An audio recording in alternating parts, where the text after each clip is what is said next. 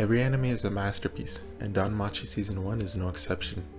DanMachi, formerly known as Is It Wrong to Try to Pick Up Girls in a Dungeon, is a show about a young boy named Bell, who's attempting to become a hero known throughout the land. DanMachi tells a tale of how becoming a hero comes with extreme hardships and a need for a strong will. To start off his journey, in episode 1, DanMachi starts off with an unusual premise, where gods seal their divine powers and live amongst humans. These gods started up a system called familias, in which they claim a human, which grants them the power to explore the dungeon. The main character, Bell, is in the Hestia familia. Hestia, who shares the same name as a Greek goddess, recruited Bell when every other familia denied him. The Greek goddess represented the hearth, home, and family. A hearth is usually considered the center of the home, as it provides heat to the housing, which explains Hestia's personality and her actions. When Hestia is presented in Bell's flashback of how he joined the familia, he presents Hestia, who is the goddess of the hearth, a furnace, and the sunlight, while Bell stays in the dark reaching out to the light. Hestia has always been a source of motivation on Bell's journey. It was prominent, especially in episode 3 where Bell was losing a fight against a monster. When the monster attempted to attack Hestia, Bell jumped in front of her and shielded her, while they both started to fall down a flight of stairs. Once they reached the bottom, it was with Hestia's words that Bell found the confidence to stand back up. Hestia has never shied away from expressing her love for Bell. Even though he is a human, Hestia doesn't let that deter her. Earlier on in the series, Hestia is seen throwing rocks in a pond, which seems off since we are seeing one who is presented as a god, but yet is throwing rocks into a pond like a human. The most important rock thrown into the pond though is the one that hits the moon's reflection, as in Japanese, the word for the moon, tsuki, is similar to the word used for like, ski. This explanation makes understanding the use of the moon during the season way more understandable, as Hestia, who is always bold and upfront with her love for Bell, hits the moon with a rock. But later on in this season, when Lili is introduced, when she looks at the moon while thinking of Bell, she covers it with her hand, only letting moonlight seep through the cracks, showing that while she wasn't in love with Bell at this point, she started to gain admiration for him. Although, this admiration gained wouldn't be enough to deter Lili from her plans to betray Bell. Lili, who had her parents pass at a young age, had to survive on her own in a harsh environment. In DanMachi, it is shown that skills are given based on the person, which was shown by Bell developing skills due to his love for eyes and heroes. Lili had the skill that allowed her to change her appearance, which represents her past, as she had to adapt and develop to the situations she found herself in. Although the situation she was currently in led her to being in a massive need for money, leading her to betray Bell, when Lili is finally ready to betray Bell, it is when they enter the 10th floor. The 10th floor that had a background absent of color, only black and white shades left. This represented how Lili's resolve was solidified at this moment. There was no more small admiration for Bell in her heart, only her end goal was in mind.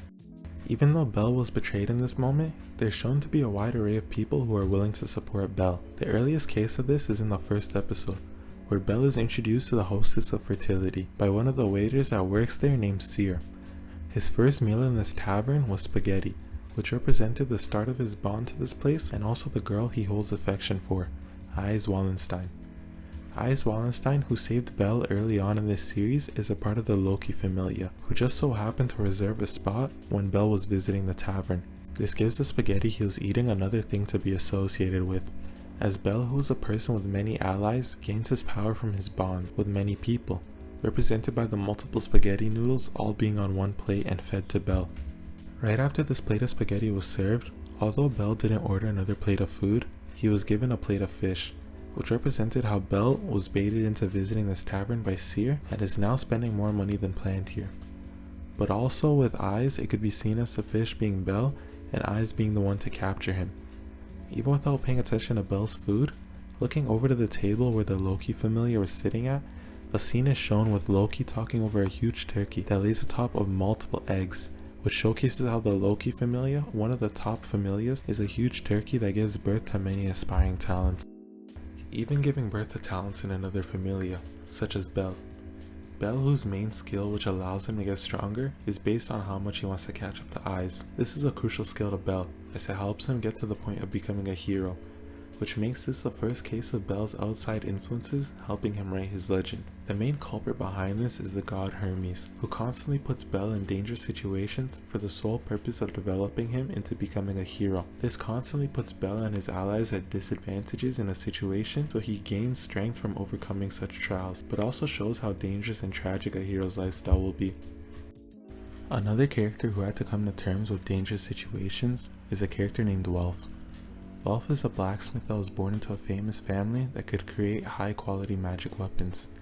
While this has given them great fortune, Welf highly despises magical swords, as he sees them as a cheap and easy way to get power, that since they break so easily they don't have any value, which makes the situation where Welf uses the magical sword himself later on in the season more powerful, as his familia's god told him that he shouldn't put his pride before his friends' lives. So when Welf uses the magic sword when fighting alongside Bel's party, it holsters great meaning. That Welf at this point in time, having only adventured with Bel's party a handful of times, has created a real bond between the members. If Welf continued to deny magical swords since they have a small limited amount of use, it would be the same as saying the small amount of times he adventured with Bel is meaningless as well. In conclusion, every anime is a masterpiece, and Is It Wrong to Try to Pick Up Girls in a Dungeon is no exception. With its wide array of symbolism and use of Greek mythology, with an open mind bearing no preconceptions, the hard work put into the creation of DanMachi can be appreciated immensely.